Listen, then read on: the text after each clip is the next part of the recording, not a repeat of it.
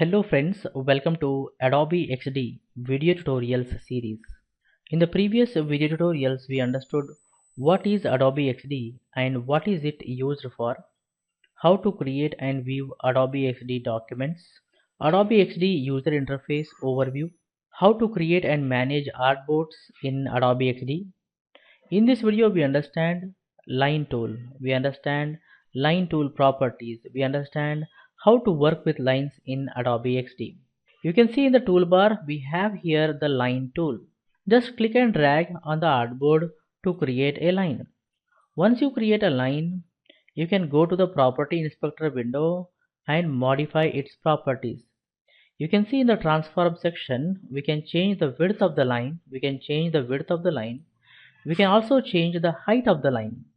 Height of the line indicates distance between the starting point and ending point vertically. That is, vertical distance between the starting point and the ending point. For example, if I increase the height value, vertical distance between the starting point and ending point is 188 pixels, guys. So as I increase the vertical distance between the starting point and ending point, you can see it is increasing. So we can increase or decrease. If I set the height to 0, you can see it's a straight line. Understanding? We can change the X position and Y position. This corner of the artboard indicates the origin, guys, where X is 0, Y is 0.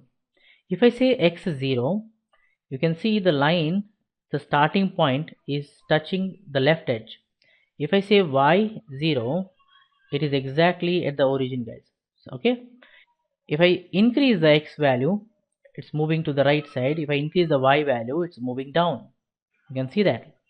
We can change the rotation of the horizontal line if it required. Okay. We can reduce the width, you can see here. So that's about the transform section. Okay. Next, let me decrease the width more. Okay, let's decrease the width more here. Okay, I got it here. Now I'm going to make a duplicate of this one. I drag it down and I rotate it the other side here. Okay, that's the line. I'm going to select this shape what we created here. Here we have horizontal flipping, flip horizontal. So if I say flip horizontal, it's looking to the left side. If I say flip horizontal again, it looks to the right side. So that is about flip horizontal icon what you see here. If I rotate it down, let's say if I rotate to make it look down, and if I say flip vertical, it looks up. If I say flip vertical again, it looks down, right? So that is flip horizontal and flip vertical, guys. If I want, I can just make a duplicate of this. Okay, so I'm going to select both the lines and just hold down the Alt and drag to make a duplicate. See, hold Alt and drag to make a duplicate, hold Alt and drag to make a duplicate, hold Alt and drag to make a duplicate, hold Alt and drag to make a duplicate. Like that I can make a duplicate. Let's say I want to make it scrollable. Okay, for that we have here horizontal scroll, vertical scroll, horizontal and vertical scroll. Let's say I select horizontal scroll here and I'm going to reduce the scroll area, so this much. Okay, I can keep it anywhere I want here.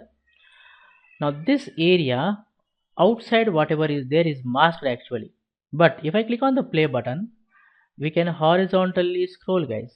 See, using the mouse we can scroll the content what we have here, right? For example, if I don't want scrolling, I am going to click again on this horizontal scroll icon. It's gone.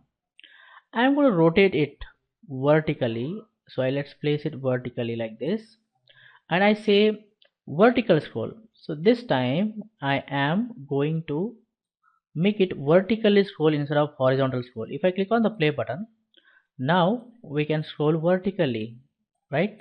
That is about horizontal scroll and vertical scroll property, guys. If we want, we can scroll both horizontally as well as vertically by selecting this. So if I reduce this size to less, you can see here, and click on the play button, we can scroll vertically. You can see we can also scroll horizontally, guys, like this, left and right, up and down both. Okay, I'm going to disable this option, right? So that's about horizontal scroll, vertical scroll, and horizontal and vertical scroll, guys. I'm going to delete this content. Again, I select the line tool and draw a line. Okay, what we have next? Next we have fix position when scrolling. Fix position when scrolling. Let's say I'm going to make a duplicate of this line 2 times. Okay, so now we have 3 lines here. Okay, 3 lines we have. I click on the play button, and if I scroll, you see the lines are also scrolling, right? You can see that, right? Let's say I don't want this line to scroll, it should be fixed in this position. So in that case, I say fix position when scrolling. If I enable on this line, so this line is fixed in this place, the other 2 lines are going to scroll, guys. If I click on the play button and if I scroll, you see the first line is in the same position, it is fixed, whereas other 2 lines are getting scrolled. You can see that they are scrolling with the page. So that is about fixed position when scrolling, guys. Fine. Next we have in the layout section responsive resize. So responsive resize is enabled.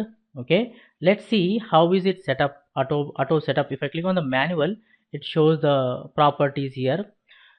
So this line fixed width is enabled, fixed height is enabled. That means this line width and height cannot be changed when we resize the artboard. Okay, it is also I think same, it is also I think same. So all the lines have fixed width and fixed height. That means if I select the artboard, okay, its responsive resize is enabled. You can see that.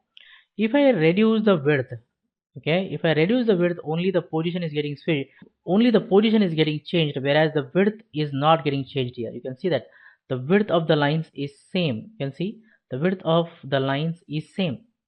If I come back and select the lines, okay, select the lines and say no fixed width, okay, if we remove the fixed width, then you can see when I reduce the artboard width, the horizontal line width also getting reduced.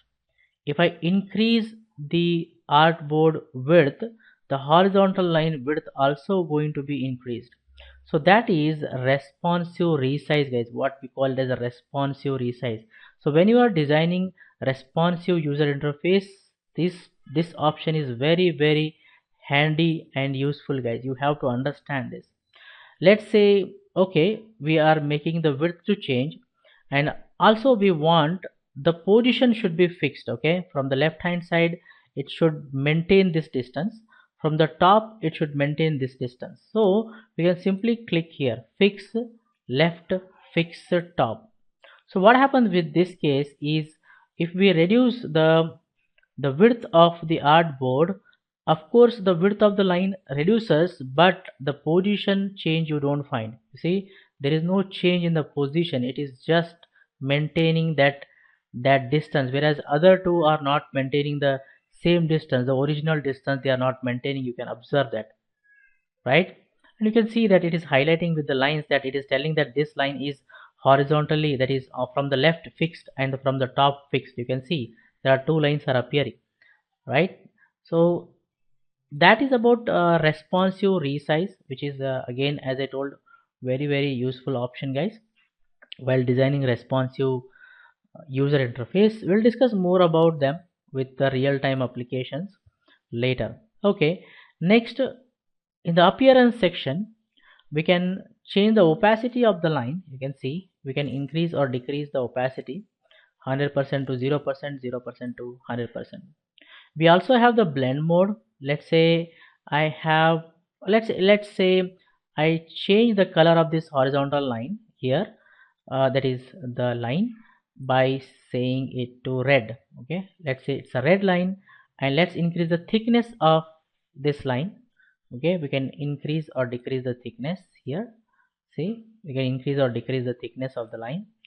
And we also have the option saying dash. Okay, you can see that you are adding the dash here, and we can increase or decrease the gap size, that is the gap between the, that is dashes, gap between the dashes it is. Okay, so dash thickness, okay, dash thickness.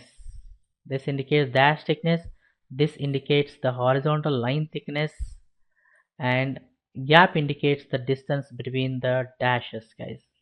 Okay, so that is about the size, dash and gap. Let's say we don't want dash, so 0, no gap, 0. Let's set the gap also to 0. So that's the line we have, the red color line. Let's make a duplicate of this and change the color to something else. Let's say green, and I'm going to put that line over here and rotate it. Okay, I'm going to rotate that green line here. Okay, fine. Now I selected the green line, and here we have blend modes. So blend modes are going to blend the background and foreground. So here we have multiply. You can see we are getting the different effect in this place where the intersection of the lines is happening. You can see that. Screen, see, you got a yellow color over there. Overlay, we have a hue, see. So different effects you can generate by using the blend modes, similar to Photoshop blend modes what we have here. Normal. Okay, so that is about opacity. You can see the opacity option. Then we have discussed the blend mode. Okay, blend mode. And then we have discussed how to change the border color, that is the line color. You can change over here. You can increase or decrease the thickness of the line. You can add the increase or decrease the thickness of the dash, and increase or decrease the distance between the dash, right, dashes. So let's set the dash back to 0, 0, and 0 and 0. Next, you can see, let's observe the corners over here. Okay, the corner. Okay, so here we have butt cap, then we have round cap. When we say round cap, you see it's rounded here, right? The starting point and ending point are rounded. And here we have the butt cap, we have projecting cap. In the projecting cap, what happens is the line is projected little bit outside. See, it is projected outside, this much area it is projected, guys. So that's a butt cap, where the starting point you can observe here, the place where the line is ending here. This is a projecting cap. Okay, this is a round cap. Understanding? Okay, next, as I go down, okay, let's go down. We have few more properties. We have a drop shadow option. Okay, here we have X offset, Y offset, and the blurriness of the shadow. Let's increase the shadow strength here, that is the color, black color. Okay, if you want, you can have any other color like a green color shadow. If you want, you can decide, guys. Okay, so it's your wish which color shadow you want. So here I am selecting the red color shadow. That's a drop shadow. Actually, we can X offset the shadow. In the X axis we can offset the shadow. We can offset the shadow in the Y axis, up and down. You can see that, right? We can also decide the blurriness of the shadow. Okay, whether it should a hard shadow or soft shadow. So that is about shadow. Let's make it black. Okay, so X offset, we have Y offset, we have the blurriness to control here. So that's about the drop shadow, guys. Fine, let me disable the shadow, and let me put this line on top of this, and let me increase the size, that is the thickness of the line. Here we have background blur. So if I enable this, whatever is in the background of this line is blurred, guys. So the good example for this is, let's say I have a rectangle here. Okay, and its color I am going to set, the fill color I set is somewhat like this, a red color, let's say.